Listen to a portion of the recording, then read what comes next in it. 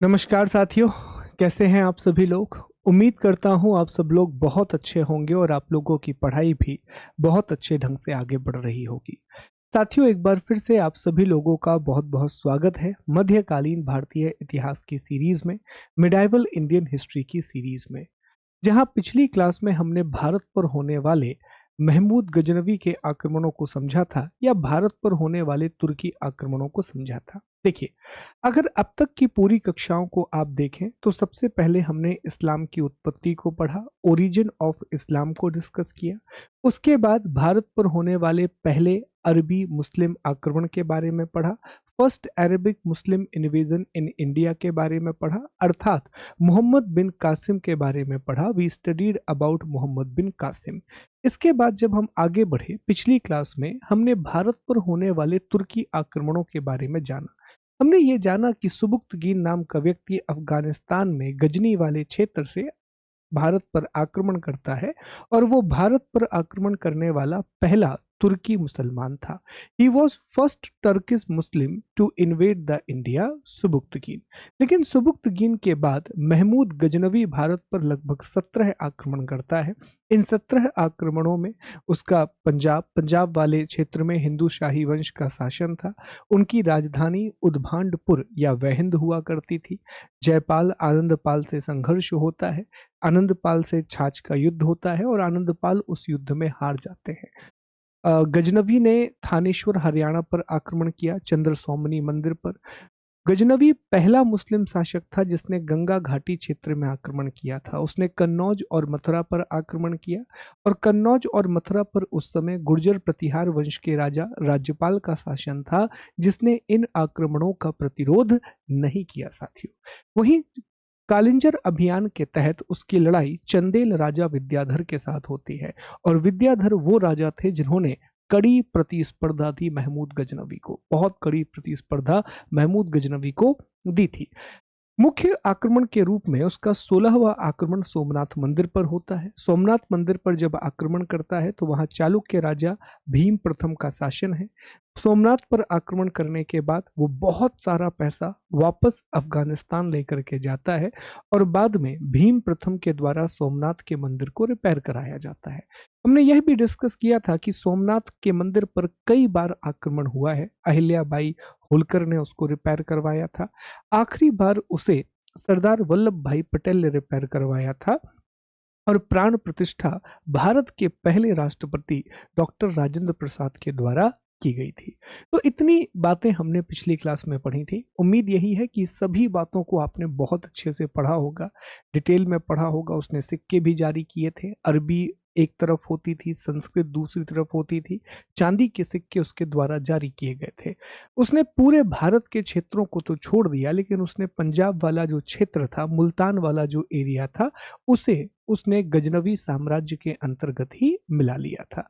तो यहां तक की सारी बातें हमने पढ़ी थी। अब आज की क्लास में हमें मोहम्मद गौरी के आक्रमण के बारे में पढ़ना है और गौरी के आक्रमण को पढ़ते समय ही दिल्ली सल्तनत की पृष्ठभूमि तैयार हो जाएगी। और जब कल हम दिल्ली सल्तनत की पृष्ठभूमि की बात करेंगे तो ये टॉपिक बहुत अच्छे से आपको समझ में आएगा साथियों। तो ध्यान दीजिएगा, इंटरेस्टिंग टॉपिक है और शुरुआत के टॉपिक मुश्किल हैं। मुश्किल इसलिए है कि इन टॉपिकों का लिंक भारत से बाहर है और ये आपको गुलाम वंश तक देखने मिलेगा, स्लेव डायनेस्टी तक देखने के लिए मिलेगा। उसके बाद फिर हमें बाहरी लिंक को जोड़ने की आवश्यकता उतनी नहीं पड़ेगी प्यारे दोस्तों। ठीक है, तो हम क्या क्या पढ़ने वाले हैं, बड़ा टॉपिक है, कुछ दो तीन चीजें एक्स्ट्रा भी हम इसमें पढ़ेंगे साथियों। तो सबसे पहले हम इसमें सामान्य परिचय और पृष्ठभूमि को समझने की कोशिश करेंगे, जानेंगे कि उसने भारत पर आक्रमण क्यों किया। हम गौरी के प्रमुख आक्रमणों का अध्ययन करेंगे कि मेजर इन्वेजन्स कौन कौन से थे। फिर इसके बाद हम अन्य तथ्य पढ़ेंगे, अदर फैक्ट। बख्तियार खिलजी के बारे में पढ़ेंगे, एक ऐसा ऐसा मैं इसको एक शब्द में बयां करता हूं कि बहुत ही मूर्ख प्रकार का व्यक्ति जिसने नालंदा और विक्रमशिला जैसे महान विश्वविद्यालयों को जला करके खाक कर दिया। खुद भी खाक हो गया आगे जाकर के, लेकिन इसने दो महान विश्वविद्यालयों को जलाया और उसमें रखे हुए अपार ज्ञान को इसने जलाया साथी, बख्तियार खिलजी। फिर हम भारत के प्रमुख प्राचीन विश्वविद्यालयों का अध्ययन कर लेंगे कि इंडिया की मेजर यूनिवर्सिटीज कौन कौन सी रही। हम तक्षशिला की बात करेंगे, नालंदा की बात करेंगे, उदंतपुरी की बात करेंगे, काशी के बारे में पढ़ेंगे और बहुत बेसिक जानकारी, ताकि एक प्रकार से आपका प्राचीन का रिवीजन भी हो जाएगा और यहाँ से अगर कोई सवाल बनता है तो वो भी बहुत अच्छे से कंप्लीट हो जाएगा साथियों। ठीक है, चलिए। तो हमेशा की तरह पहले हम बैकग्राउंड बनाएंगे, पहले हम पृष्ठभूमि को समझेंगे और जानेंगे कि मामला है क्या। तो अगर आपको याद हो तो अब तक की कक्षाओं में हमने ये अध्ययन किया था कि सर भारत पर जब हम मुस्लिम आक्रमण की बात करते हैं, इंडिया पर होने वाले मुस्लिम इन्वेजन की जब हम बात करते हैं, तो दो अलग अलग शाखाओं में मुसलमानों का आक्रमण भारत पर हुआ है। Muslim invaded India by two different branches, दो अलग अलग शाखाओं के रूप में इन्होंने भारत पर आक्रमण किया है। एक तो थी अरबी शाखा अर्थात अरेबिक ब्रांच और दूसरी थी तुर्की शाखा अर्थात टर्किश ब्रांच। अरबी शाखा का अध्ययन हमने किया साथियों, अरेबिक ब्रांच के बारे में हमने पढ़ा और हमने जाना कि अरबी शाखा के तहत भारत पर मोहम्मद बिन कासिम ने आक्रमण किया था और तुर्की शाखा के अंतर्गत हमने जाना, टर्किश इन्वेजन के अंतर्गत हमने डिस्कस किया कि सर भारत पर गजनवी ने आक्रमण किया। गजनवी से पहले भारत पर सुबुक्तगीन ने आक्रमण किया, सुबुक्तगीन ने आक्रमण किया और अब जिसके बारे में हम पढ़ेंगे वो है मोहम्मद गौरी। अब जिसके बारे में हम पढ़ेंगे वो है मोहम्मद बिन गौरी। इसे मोहम्मद बिन शाम के नाम से भी जाना जाता है, इसी का एक नाम है मोहम्मद बिन शाम। ठीक है, शहाबुद्दीन मोहम्मद गौरी या मुइजुद्दीन मोहम्मद बिन शाम, इस प्रकार के नाम से भी इसको जाना जाता है। अच्छा, ईयर भी आपको याद रखना चाहिए कि मोहम्मद बिन कासिम का आक्रमण 712 में होता है, गजनवी का आक्रमण 1000 से 1027 के बीच में भारत पर होता है और गौरी का जो आक्रमण है साथियों ये 1175 से 1206 के बीच में भारत पर होता है। तो ऐसा नहीं है कि टाइम गैप नहीं है, टाइम गैप बहुत ज्यादा है जिसके बारे में हम पहले भी पढ़ चुके हैं। और गौरी की मृत्यु के बाद गौरी का ही एक गुलाम जिसका नाम है कुतुबुद्दीन ऐबक, जिसका नाम है कुतुबुद्दीन ऐबक, ये 1206 में भारत में दिल्ली सल्तनत की स्थापना करता है और फिर दिल्ली सल्तनत लगभग 300 सालों तक चलती है। ऑलमोस्ट 300 ईयर्स तक हमें दिल्ली सल्तनत का शासन देखने के लिए मिलता है। तो आइए थोड़ा सा और, ये तो हम पढ़ चुके हैं पहले, अब हम ये जानते हैं कि मोहम्मद गौरी की उत्पत्ति कैसे हुई और कैसे वो भारत तक पहुंचा। इस कहानी को जरा समझने का प्रयास करते हैं, मैप की सहायता से समझेंगे, सारी चीजें आपको समझ में आएंगी।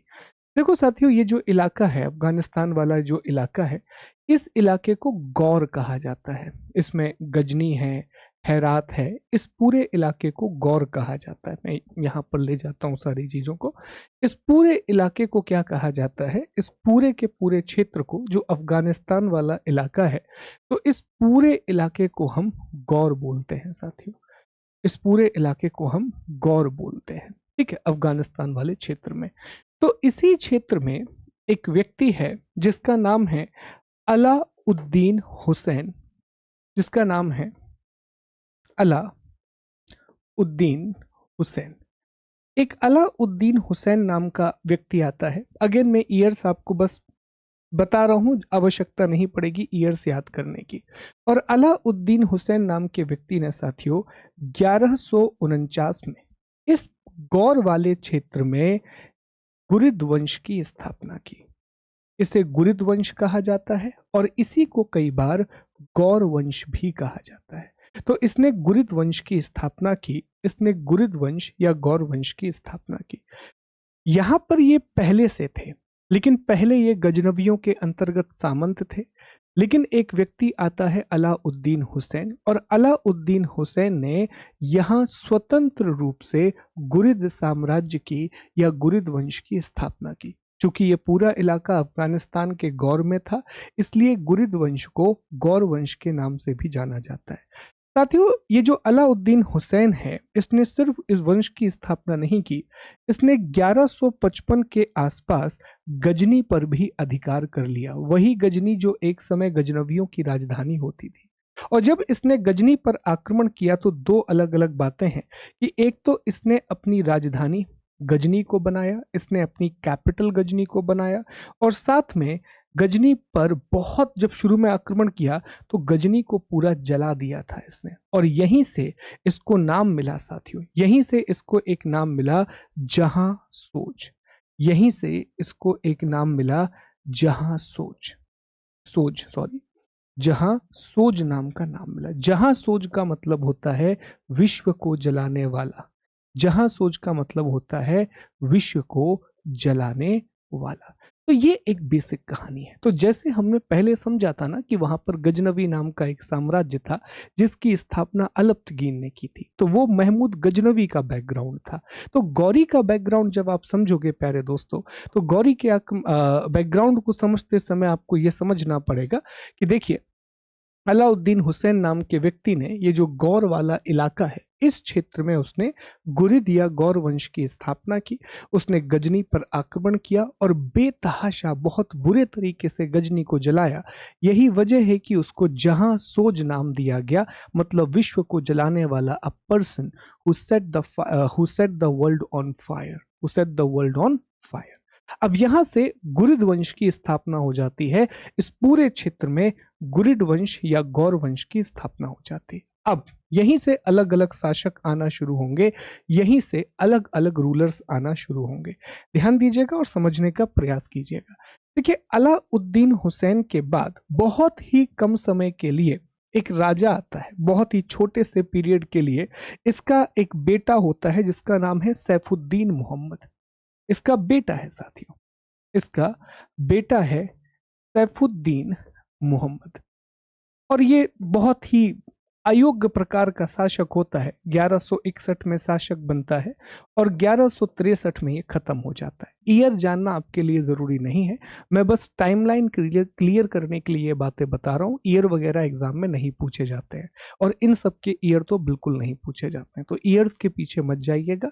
नाम, कहानी और कंसेप्ट, ताकि आगे की चीजें आपको क्लियर हो सके, इसलिए ये बातें मैं आपको बता रहा हूँ। तो सैफुद्दीन मोहम्मद नाम का एक व्यक्ति है जो कि अलाउद्दीन का बेटा था। ये शासक बनता है, पर ये बेतहाशा अयोग्य शासक था। ये कुछ भी नहीं कर पाया और 2 साल में ये अलग हो गया।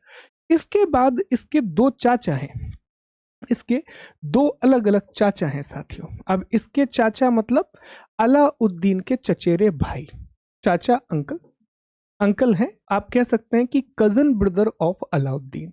एक का नाम जो है साथियों, एक का नाम इसमें से है गयासुद्दीन मोहम्मद, एक का नाम है गयासुद्दीन मोहम्मद, गयासुद्दीन मोहम्मद, और दूसरे भाई का नाम है मोहम्मद गौरी, और इसे मुइन उद्दीन के नाम से भी जाना जाता है। मुइन उद्दीन के नाम से भी जाना जाता है। ये दोनों आपस में भाई हैं। बेसिकली देखा जाए तो अलाउद्दीन हुसैन, गयासुद्दीन मोहम्मद और मोहम्मद गौरी ये एक साथ के थे। ऐसा मान लो कि ये बड़े पापा का लड़का है और ये दोनों जो हैं वो इनके चाचा के लड़के थे। तो बेसिकली अलाउद्दीन हुसैन के चचेरे भाई थे गयासुद्दीन मोहम्मद और मोहम्मद गौरी। तो ये अगले राजा बनते हैं और दोनों के बारे में कहा जाता है कि इन दोनों ने संयुक्त रूप से शासन किया था। दोनों ने कंबाइंड तरीके से रूल किया था। हालांकि राजा अलग अलग समय पर बने, पर दोनों शासन में सांझी भागीदारी रखते थे। बिल्कुल इक्वल तरीके से ये दोनों रूल करते थे। जैसे विजयनगर साम्राज्य को जब हम पढ़ेंगे तो वहां हम हरिहर और बुक्का के बारे में पढ़ेंगे। वो भी संयुक्त रूप से शासन करते थे, वो भी कंबाइंड रूप से शासन करते थे। तो गयासुद्दीन मोहम्मद और मोहम्मद गौरी, इन दोनों ने संयुक्त रूप से शासन करना शुरू किया। इन दोनों ने कंबाइंड तरीके से रूल करना शुरू किया। ऑल्दो अगर मैं ईयर की बात करूं, अगर मैं डेट की बात करूं, तो ईयर में जरूर थोड़ा सा डिफरेंस आता है कि जैसे ये 1163 में राजा बनता है और 1203 तक ये शासन करता है और 1203 में गयासुद्दीन मोहम्मद की मृत्यु हो जाती है। वहीं साथियों जो मोहम्मद गौरी है, ये 1173 में राजा बनता है और 1206 तक शासन करता है और 1206 में मोहम्मद गौरी की मृत्यु हो जाती है। अब दोनों के बीच में ना साथियों एक समझौता हुआ, दोनों के बीच में एक एग्रीमेंट होता है और ये एग्रीमेंट बहुत ज्यादा इंपॉर्टेंट है। ये समझौता भारत के लिए बहुत ज्यादा महत्वपूर्ण है। अब समझौता क्या होता है, इसे आप दोबारा से मैप की सहायता से समझने की कोशिश करना। समझौता ये होता है दोनों के बीच में, गयासुद्दीन और मोहम्मद गौरी के बीच में ये समझौता होता है। गयासुद्दीन कहता है कि देखो, मैं जो विस्तार करूंगा मैं पूरा विस्तार पश्चिम की तरफ करूंगा, मैं ईस्ट की तरफ एक्सपेंशन करूंगा। और गौरी से कहता है कि तुम्हारा काम यह होगा कि तुम पूर्व की तरफ विस्तार करो, तुम ईस्ट की तरफ विस्तार करो। ये दोनों के बीच में समझौता होता है। मैं फिर से एक बार रिपीट कर दूं, गयासुद्दीन कहता है, गयासुद्दीन ये क्या समझौता ये होता है कि गयासुद्दीन जो है वो पश्चिम की तरफ विस्तार करेगा, वो वेस्ट की तरफ एक्सपेंशन करेगा, वो वेस्ट की तरफ एक्सपेंशन करेगा। और जो मोहम्मद गौरी है साथियों, गौरी, ध्यान दीजिएगा, जो गौरी है, गौरी ये पूर्व की तरफ विस्तार करेगा, ये ईस्ट की तरफ विस्तार करेगा। बस यहीं से ये कहानी तय हुई कि गौरी ने भारत पर आक्रमण किया और गयासुद्दीन ने भारत पर आक्रमण नहीं किया। और इसी क्रम में जब ये तय हो गया दोनों भाइयों के बीच में कि गौरी को भारत की तरफ आक्रमण करना है जबकि गयासुद्दीन को पश्चिम की तरफ आक्रमण करना है, गयासुद्दीन को उतनी सफलता नहीं मिली क्योंकि यहाँ पर बहुत शक्तिशाली राजा थे। लेकिन मोहम्मद गौरी को बहुत सफलता मिली, और गौरी को इतनी सफलता मिली कि आप देखिए वो बंगाल तक पहुंच गया, लखनौती और नदिया तक पहुंच जाता है। बंगाल में सेन वंश के राजा लक्ष्मण सेन का शासन था, बुरी तरह से लक्ष्मण सेन को हराता है, विक्रमशिला और नालंदा जैसे विश्वविद्यालयों को जला देता है। और गजनवी के विपरीत गौरी का उद्देश्य ही था कि वो भारत में साम्राज्य की स्थापना करेगा, वो इंडिया में एक एम्पायर को एस्टेब्लिश करेगा।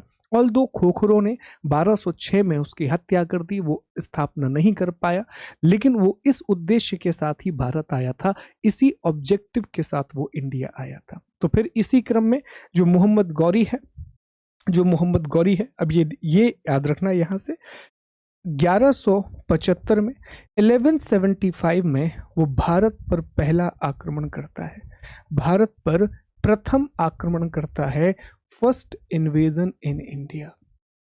और यह आक्रमण वो मुल्तान पर करता है। ठीक है, तो ऐसे उसके आक्रमणों की शुरुआत होती है। ये पूरा का पूरा बैकग्राउंड है मोहम्मद गौरी का। उम्मीद है कि ये बैकग्राउंड आपको समझ में आया होगा।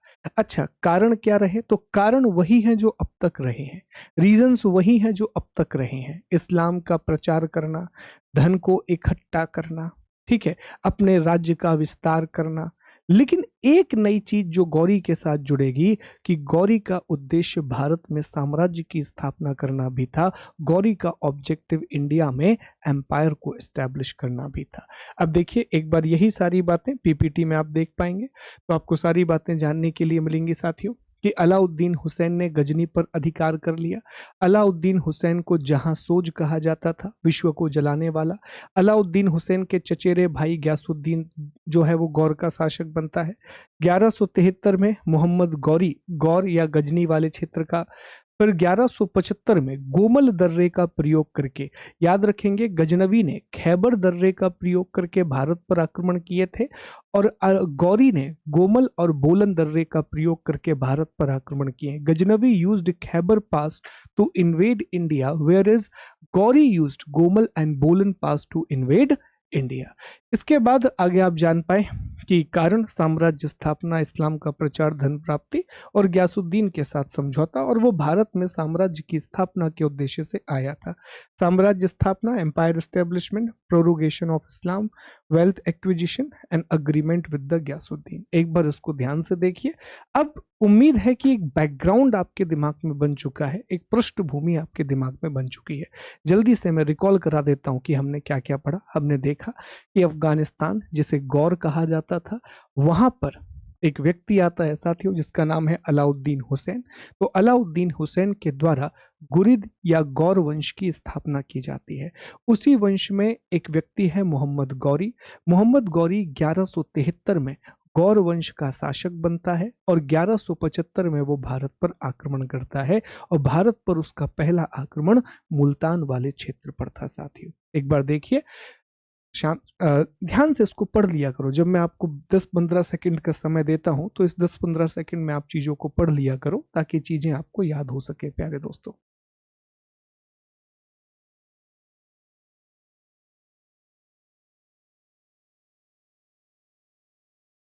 चलिए साथियों, तो अब हम आगे बढ़ते हैं और अब चर्चा करते हैं मोहम्मद गौरी के भारत पर कौन कौन से प्रमुख आक्रमण थे, इनके बारे में हमें चर्चा करनी है साथियों।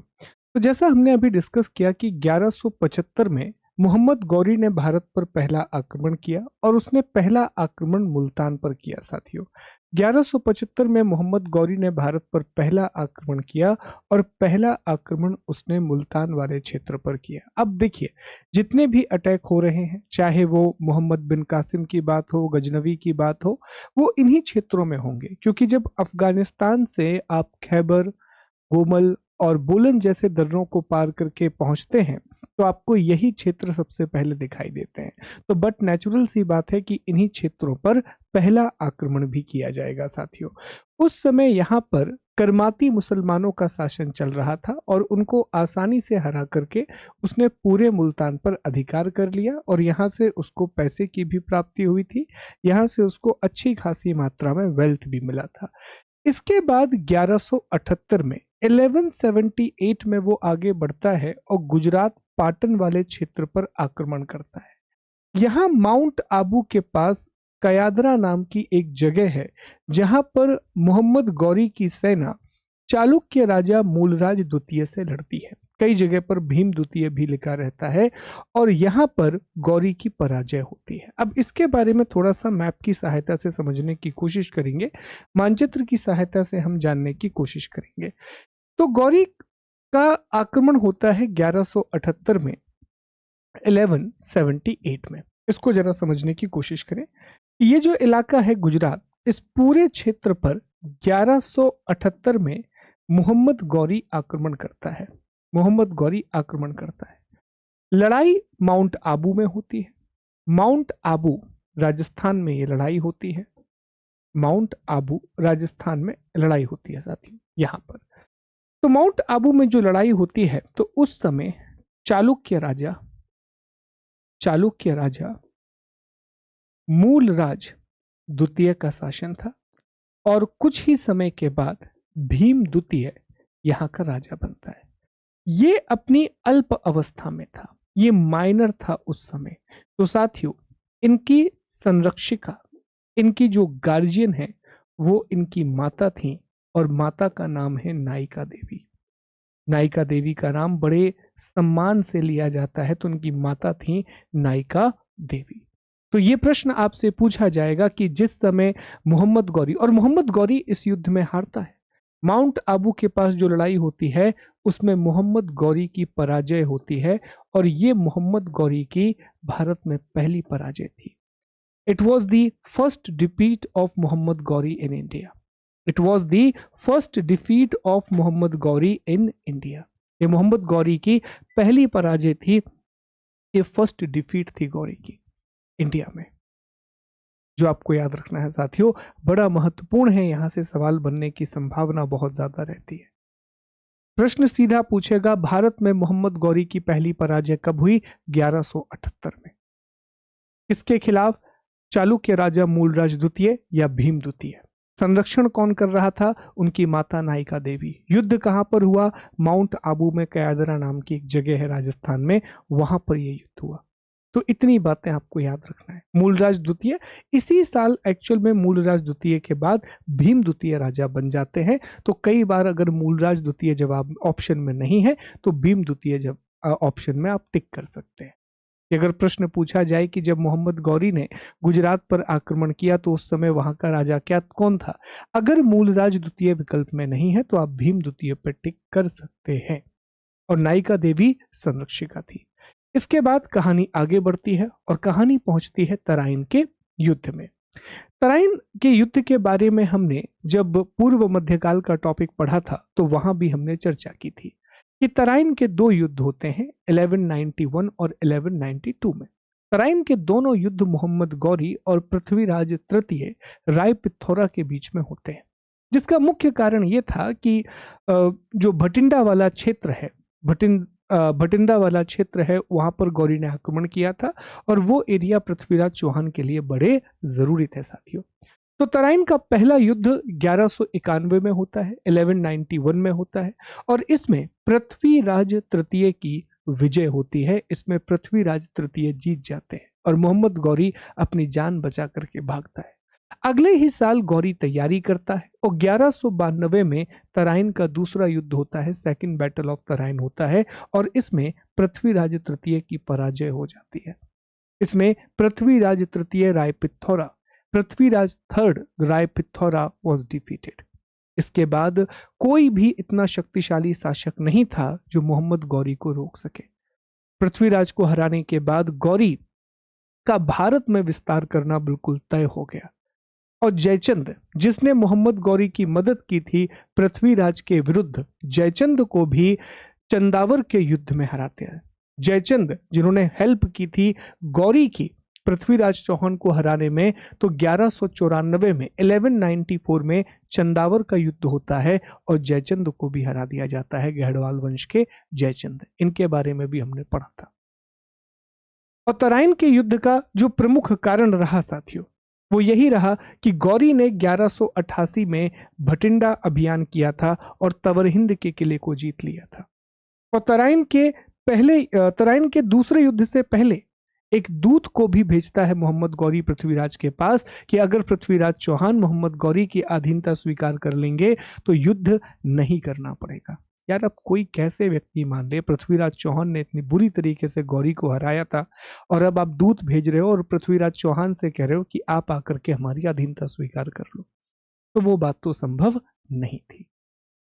तो ये बहुत प्रमुख आक्रमण रहे और इन सब आक्रमणों के बाद मोहम्मद गौरी ने लक्ष्मी की आकृति वाले सिक्के भी चलाए थे, अभी जिसके बारे में हम पढ़ेंगे आगे जाकर के। ठीक है। फिर साथियों 1203 में कुतुबुद्दीन ऐबक, जो कि गुलाम था मोहम्मद गौरी का, उसने कालिंजर अभियान किया और यहां चंदेल राजा परमार्दी देव को हराया और अंततः 15 मार्च 1206 में खोखर सरदारों के द्वारा मोहम्मद गौरी की हत्या कर दी गई। गौरी की हत्या तो हो गई, लेकिन गौरी के एक गुलाम कुतुबुद्दीन ऐबक ने भारत में दिल्ली सल्तनत की स्थापना की, इंडिया में दिल्ली सल्तनत को शुरू किया। अब जरा ये पूरी कहानी को एक बार थोड़ा सा और डिटेल से समझना।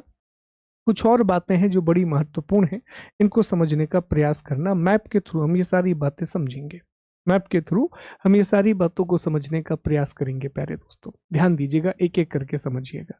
तो हमने ये देखा कि सर मोहम्मद गौरी जो पहला आक्रमण करता है वो 1175 में करता है मुल्तान वाले क्षेत्र पर। कहां पर करता है ये आक्रमण? मुल्तान वाले क्षेत्र पर करता है। यहाँ करमाती सिया मुसलमानों का शासन है और आसानी से वो उन्हें हरा देता है। इसके बाद गुजरात और राजस्थान वाले क्षेत्र में यहाँ पर चालुक्य राजाओं का शासन था। यहाँ पर चालुक्य राजाओं का शासन था। मूल राज द्वितीय का शासन था, मूल राज सेकंड यहाँ पर रूल कर रहा था। और इस क्षेत्र में वो दोबारा से यहाँ आक्रमण करता है और 1178 में जो लड़ाई होती है उस युद्ध में गौरी हार जाता है। उस युद्ध में गौरी हार जाता है और ये गौरी की पहली पराजय है और नायिका देवी संरक्षिका होती हैं, ये बात याद रखिएगा। इसके बाद कहानी आगे बढ़ती है, इन क्षेत्रों में कहानी पहुंचती है अजमेर, दिल्ली, इन सभी क्षेत्रों में। यहां उसकी लड़ाई, दो लड़ाइयां बड़ी इंपॉर्टेंट हैं। तराइन का पहला युद्ध 1191 और तराइन का दूसरा युद्ध 1192।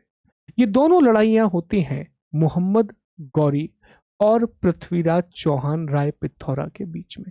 पहली लड़ाई में पृथ्वीराज चौहान जीतते हैं और दूसरी लड़ाई में मोहम्मद गौरी जीतता है 1191 और 1192। और तराइन के युद्ध का जो प्रमुख कारण है, जो इंपॉर्टेंट रीजन है, वो यही है कि 1188 में मोहम्मद गौरी के द्वारा भटिंडा पर अधिकार किया गया था या भटिंडा पर आक्रमण किया गया था और भटिंडा बड़ा जरूरी था पृथ्वीराज चौहान के लिए। इसके बाद कहानी ये हुई कि इस क्षेत्र में गढ़वाल वंश के राजा हैं और गढ़वाल वंश के राजा जयचंद, इन्होंने मदद की थी मोहम्मद गौरी के।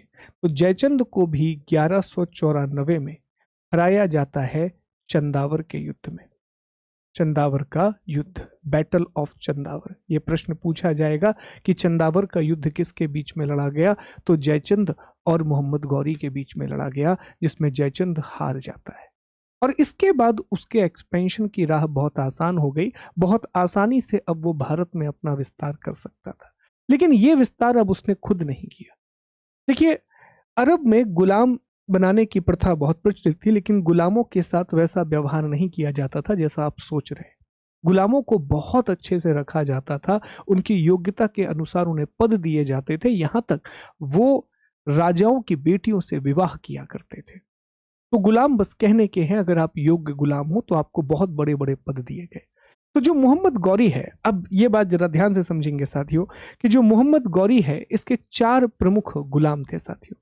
मोहम्मद गौरी के 4 प्रमुख गुलाम थे। ध्यान देना और इस बात को समझने का प्रयास करना कि मोहम्मद गौरी के 4 प्रमुख गुलाम थे। एक गुलाम का नाम था कुतुबुद्दीन ऐबक, और कुतुबुद्दीन ऐबक को मुख्य रूप से लाहौर और दिल्ली वाला इलाका दिया गया था बाद में।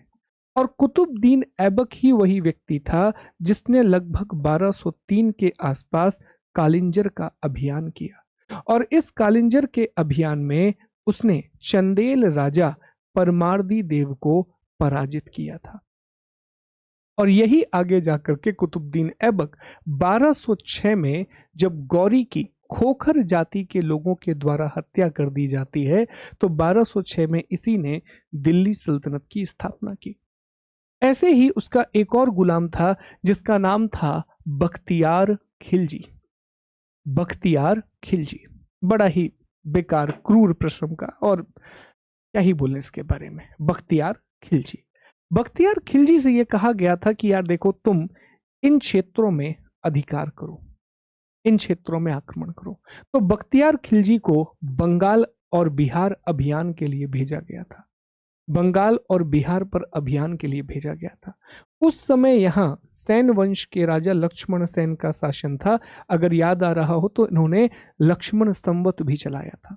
और जब वो यहाँ पर अटैक करता है तो इसी समय उसने यहाँ पर स्थित नालंदा विश्वविद्यालय, नालंदा यूनिवर्सिटी और यहाँ स्थित विक्रमशिला विश्वविद्यालय को तहस नहस कर दिया। आगे असम में चूंकि जब वो गए तो यहाँ मोहर जाति का शासन था, असम में उसे विफलता मिली और बख्तियार खिलजी की यहीं पर मृत्यु हो गई, यहीं पर डेथ हो गई।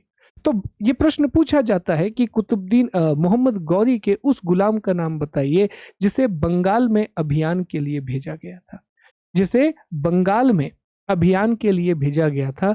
इस तरह के सवाल पूछे जाते हैं। ऐसे ही एक और गुलाम हुआ यलदौज। ये सारे नाम पता होने चाहिए साथियों। एक और गुलाम हुआ, नाम था यलदौज। यलदौज से कहा कि तुम गजनी का शासन संभालो, मतलब इसको अफगानिस्तान बाहर वापस भेज दिया। और यलदौज इस बात से बिल्कुल खुश नहीं था। भारत में समृद्धि ज्यादा थी, पानी की समस्या नहीं, काफी सारी चीजें भारत में ज्यादा थी। और एक और गुलाम रहा जिसका नाम था कुबाचा, जिसका नाम था साथियों कुबाचा। और कुबाचा से कहा कि तुम मुल्तान वाला एरिया संभालो। कुबाचा को यहाँ इस क्षेत्र में मुल्तान संभालने के लिए भेज दिया कि मुल्तान और सिंध वाला इलाका संभालो। तो ये प्रश्न पूछा जाता है कि किस गुलाम को कौन सा हिस्सा मिला। तो कुतुबुद्दीन ऐबक को लाहौर और दिल्ली वाला इलाका मिला, बख्तियार खिलजी को बंगाल बिहार का इलाका मिला, लेकिन वो मर गया तो वहां पर अशांति आ गई।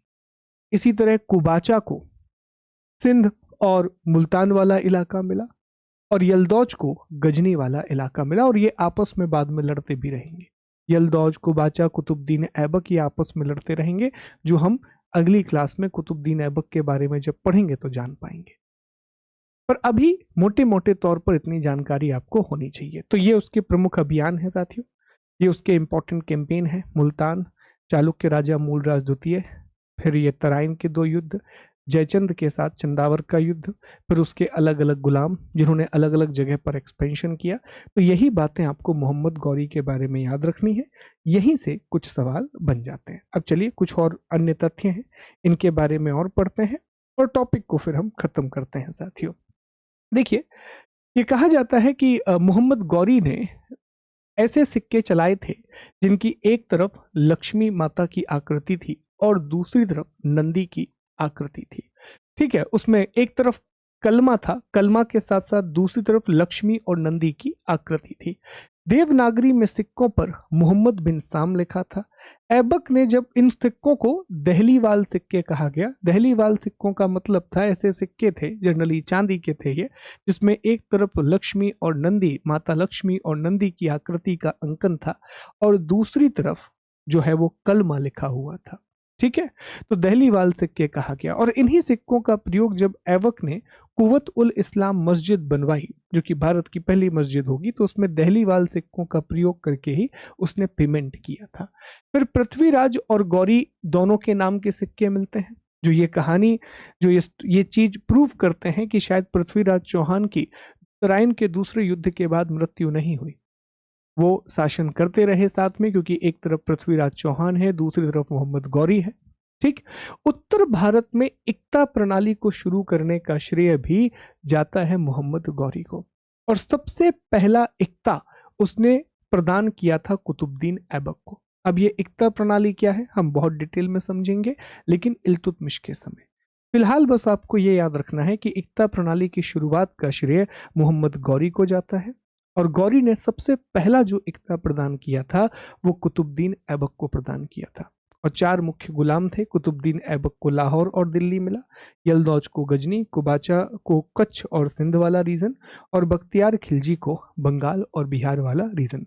बख्तियार खिलजी ने बंगाल बिहार पर आक्रमण किया, शासक लक्ष्मण सेन था, नालंदा और विक्रमशिला को तोड़ डाला, लखनौती को अपनी राजधानी बनाया, और असम के महाराज्य पर जब उसने हमला किया तो वो हार गया, क्योंकि उस टेरिटरी में हमला करने की या उस टेरिटरी को जीतने की क्षमता नहीं थी। इस तरह का युद्ध इन्होंने नहीं लड़ा था। अब थोड़ी सी चर्चा, ऑल्दो हमने प्राचीन इतिहास में ये चर्चा की है, लेकिन 5 मिनट में हम पुराने विश्वविद्यालयों को रिवाइज कर लेते हैं कि भारत के कौन कौन से पुराने विश्वविद्यालय रहे हैं। देखिए, सबसे पुराना विश्वविद्यालय भारत का रहा तक्षशिला। तक्षशिला न सिर्फ भारत का बल्कि दुनिया के प्राचीनतम विश्वविद्यालयों में से एक है। Takshashila was not only the India's but also one of the oldest university in the world. लेकिन वर्तमान में ये भारत में स्थित नहीं है, तो इसलिए कई बार आपको ये पढ़ने मिलता है कि नालंदा भारत का प्राचीनतम विश्वविद्यालय है। ठीक है, लेकिन जवाब तक्षशिला ही होगा। दूसरा, नालंदा जो है वो दुनिया का पहला आवासीय विश्वविद्यालय, first residential university of the world, जो वर्तमान में बिहार में नालंदा जिले में स्थित है, और नालंदा विश्वविद्यालय को दोबारा शुरू किया गया है। फिर विक्रमशिला, ये भी बिहार में स्थित है। ठीक है, वल्लभी गुजरात में है, पढ़ा है साथियों हमने। ओदंतपुरी बिहार, काशी संस्कृत और वैदिक शिक्षा का एक बहुत बड़ा केंद्र काशी या बनारस रहा है। तो आइए दो बस एक बार रिकॉल कर लेते हैं, रिवीजन कर लेते हैं। तो ये जो इलाका है तक्षशिला विश्वविद्यालय, ये भारत का प्राचीनतम विश्वविद्यालय। फिलहाल ये पाकिस्तान के पंजाब प्रांत के रावलपिंडी में स्थित है। प्राचीन समय में ये गांधार की राजधानी था। गांधार एक महाजनपद था। मौर्य काल में ये उत्तर पथ यहां से होकर के गुजरता था। इसे अलेक्जेंडर कनिंघम ने 1863 में खोजा था। यहाँ 60 से अधिक विषय पढ़ाए जाते थे साथियों। अश्वघोष के अनुसार यहाँ नेत्र चिकित्सा की शिक्षा दी जाती थी, और यहाँ से जीवक ने पढ़ाई की है जो बिंबिसार के राज्य वैद्य थे। चरक ने पढ़ाई की है जो कनिष्क के राज्य वैद्य थे, चरक संहिता लिखी। पाणिनि ने पढ़ाई की है जो महान संस्कृत व्याकरण अष्ट अध्याय की रचना की। पतंजलि यहीं से पढ़े हुए हैं। वररुचि कात्यायन लिखी यहीं से पढ़े हुए हैं जो वर्तिकाकार थे। कौशल नरेश प्रसन्नजीत, कौटिल्य, चंद्रगुप्त मौर्य, वसुबंध बौद्धाचार्य जिन्हें द्वितीय बुद्ध भी कहा जाता है, ये सब इन्हीं क्षेत्रों से संबंधित है। ये रिमेन्स हैं तक्षशिला विश्वविद्यालय के, ये रिमेन्स हैं तक्षशिला यूनिवर्सिटी के। ठीक ऐसे ही ये देखिए, ये तक्षशिला विश्वविद्यालय के रिमेन्स हैं। ऐसे ही नालंदा, तो ये विश्व का पहला आवासीय विश्वविद्यालय था। ठीक है, ये विश्व का पहला आवासीय विश्वविद्यालय था साथियों। ये महाविहार था, और हमने पढ़ा नालंदा के बारे में कि ये बौद्ध धर्म की महायान शाखा से जुड़ा हुआ था। इसे महायान का ऑक्सफोर्ड कहा जाता था, ऑक्सफोर्ड ऑफ महायान। इसकी स्थापना गुप्त शासक कुमारगुप्त के द्वारा की गई थी। असंग और वसुबंध ने मदद की थी। ये बौद्ध महायान शाखा का केंद्र था, ऑक्सफोर्ड ऑफ महायान कहा गया। पाली भाषा मुख्य रूप से। ये वर्तमान में राजगीर नालंदा बिहार में स्थित है। बख्तियार खिलजी ने इसको तहस नहस कर दिया, और प्रधानमंत्री मोदी ने 19 जून 2024 को नए विश्वविद्यालय परिसर की घोषणा की। चीनी यात्री हेनसांग यहाँ लगभग 18 महीने रहा। ठीक है, उसने कुमारगुप्त को शक्रादित्य कहा था। प्रसिद्ध यहाँ पर जो आचार्य रहे वो धर्मपाल, शीलभद्र, चंद्रपाल, ये सारे आचार्य रहे। ये नालंदा विश्वविद्यालय के रेमिनेंट्स हैं। ये जो आप देख रहे हैं ये नई नालंदा विश्वविद्यालय है, दोबारा से उसको शुरू किया जा रहा है नए रूप में। हालांकि ये काम पहले होना चाहिए था और आज भारत के टॉप यूनिवर्सिटीज में नालंदा को होना चाहिए था। फिर विक्रमशिला, ठीक है, विक्रमशिला ये बौद्ध धर्म की वज्रयान शाखा से जुड़ा हुआ है। बौद्ध धर्म की वज्रयान शाखा से जुड़ा हुआ है साथियों, विक्रमशिला विश्वविद्यालय। ये बिहार के भागलपुर में है। पाल वंश के राजा धर्मपाल के द्वारा इसे स्थापित किया गया था। इसे शिला संगम के नाम से भी जाना जाता है। ठीक है, और बख्तियार खिलजी ने इसको भी नष्ट कर दिया। ये पढ़ा हुआ है, बस मैं रिवीजन करा रहा हूं आपको एक बार। वल्लभी ये हीनयान बौद्ध धर्म का बहुत बड़ा केंद्र था। ये भावनगर गुजरात में है और मैत्रक वंश के राजा भट्टार्क ने इसको स्थापित किया था और यहाँ प्रशासन की शिक्षा दी जाती थी। यहाँ पे हरिभद्र सूरी ने अध्ययन किया जो प्रतिष्ठित जैन दार्शनिक थे। श्रीधराचार्य ने अध्ययन किया जो प्रसिद्ध गणितज्ञ थे। भारवी जिन्होंने प्रसिद्ध संस्कृत कवि थे, किरात अर्जुनियम की रचना की, हमने पढ़ा है। और हैंसांग और इत्सिंग ने भी इसका वर्णन किया। उदंतपुरी ये बिहार का प्राचीन नाम है। माना जाता है कि पाल वंश के राजा धर्मपाल ने, कई पुस्तकों में गोपाल भी लिखा रहता है, कि उदंतपुरी विश्वविद्यालय बनाया। यह भी बौद्ध शिक्षा केंद्र था। दीपंकर यहाँ पढ़े जिन्होंने तिब्बत में लामा समाज की स्थापना की। रत्न रक्षित यहाँ पढ़े जो सर्वास्तिवादी शाखा का प्रमुख रहे। ये सब हमने पढ़ा हुआ है साथियों। तो ये सारी विश्वविद्यालय हैं, इनके बारे में बस एक ब्रीफ मैंने आपको दे दिया कि चलिए आपको याद रहे। अब कल हम पढ़ेंगे कि दिल्ली सल्तनत की स्थापना कैसे हुई। कल का लेक्चर हो सकता है थोड़ा सा आपको बोरिंग भी लगे, क्योंकि कल हमें बहुत सारा फैक्चुअल डेटा डिस्कस करना है। कल हमें पहले तो ये पढ़ना है कि दिल्ली सल्तनत की जानकारी के स्रोत क्या है, what are the different sources of the information of Delhi Saltanat. फिर कल की ही क्लास में हम ये जानेंगे कि दिल्ली सल्तनत की स्थापना कुतुबुद्दीन ऐबक कैसे करता है। और फिर हम परसों से शुरुआत करेंगे गुलाम वंश के बारे में पढ़ना, स्लेव डायनेस्टी के बारे में पढ़ना। गुलाम वंश थोड़ा बड़ा है तो हमें समय लगेगा पढ़ने में, पर हम उसको कंप्लीट करेंगे साथियों। ठीक है, तो अपना ख्याल रखिए, कल आपसे फिर मुलाकात होगी। उम्मीद है कि क्लासेस आपको समझ में आ रही होंगी। जय हिंद, जय Bharat. Thank you so much.